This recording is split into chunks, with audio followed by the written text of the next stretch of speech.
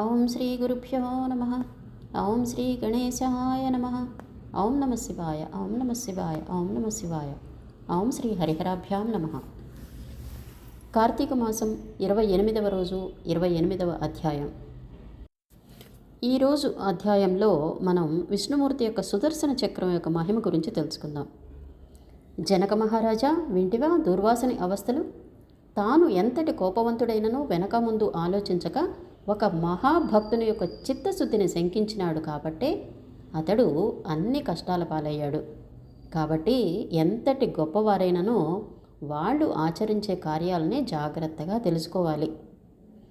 అలా దూర్వాసుడు శ్రీమన్నారాయణుని దగ్గర సెలవు తీసుకుని తనను వెన్నంటి తరుముచున్న విష్ణుచక్రాన్ని చూచి భయపడుతూ తిరిగి మళ్ళీ భూలోకానికి వచ్చి అంబరీషుని దగ్గరికి వెళ్ళి, అంబరీష, ధర్మపాలక, నా తప్పును క్షమించి నన్ను రక్షించు.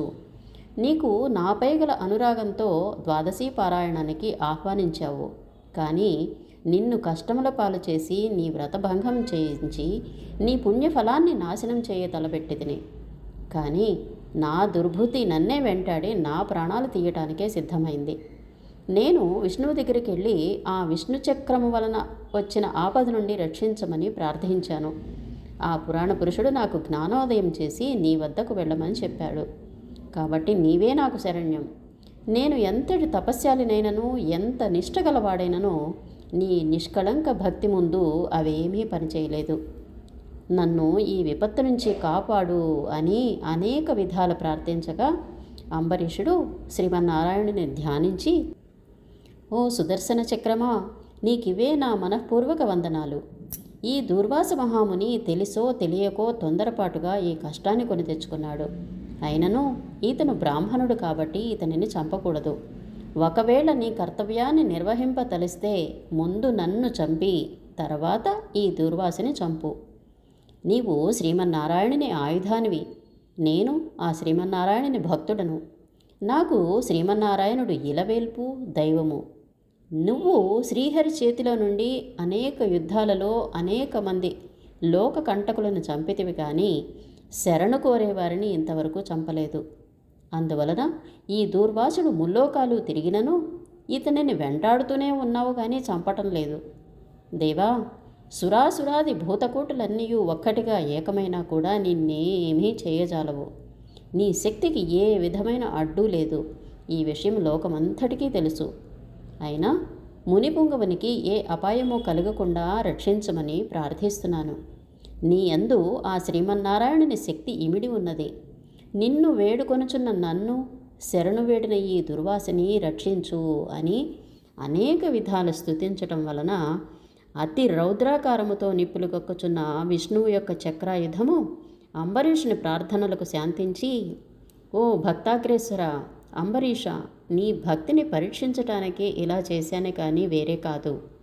అత్యంత దుర్మార్గులు మహాపరాక్రమవంతులైన మధుకైటకులను నేను దునుమాడటం నీకు తెలుసు కదా.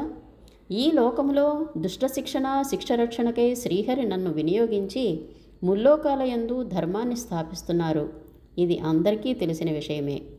ఇక ముక్కోపియకు దూర్వాసుడు నీపై పగబూని నీ వ్రతాన్ని నశింపచేసి నానా ఇక్కట్లు పెట్టాలని కన్నులెర్రచేసి నీ మీద చూపిన రౌద్రాన్ని నేను చూశాను.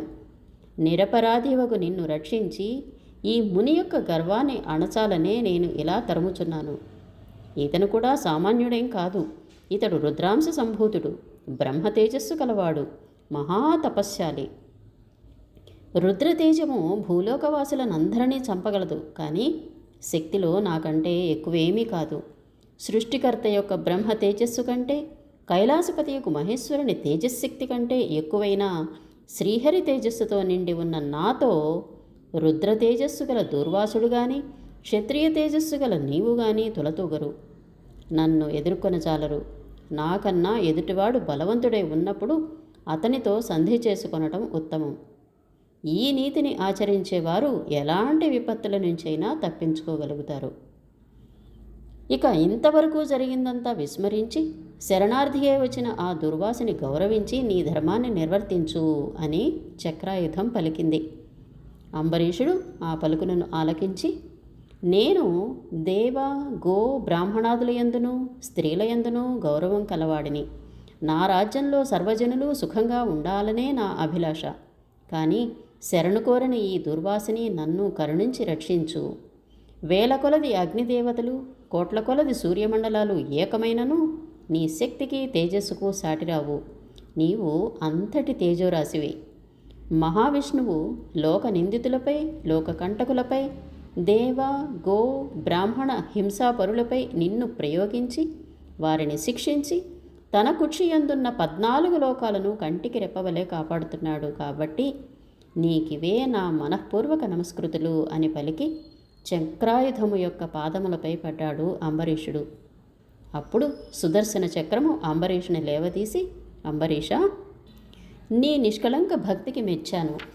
విష్ణు స్తోత్రముని 3 కాలములందు ఎవరు పఠింతురో, ఎవరు దాన ధర్మములతో పుణ్యఫలములను వృద్ధి చేసుకుందరో, ఎవరు పరులను హింసించక, పరధనములకు ఆశపడక, పరస్త్రీలను చెరబెట్టక, గోహత్య, బ్రాహ్మణహత్య, శిశుహత్యాది మహాపాతకులను చేయకుండా ఉంటారో అట్టి వారి కష్టములు నశించి ఇహమందును పరమందును వారు సర్వ సౌఖ్యములతో తొలతూగుతారు. కాబట్టి నిన్ను దుర్వాసిని రక్షిస్తున్నాను. నీ ద్వాదశి వ్రత ప్రభావం చాలా గొప్పది. నీ పుణ్యఫలము ముందు ఈ మునిపుంగవుని తపశ్శక్తి పనిచేయలేదు అని చెప్పి అతన్ని ఆశీర్వదించి అదృశ్యమయ్యింది చక్రాయుధం.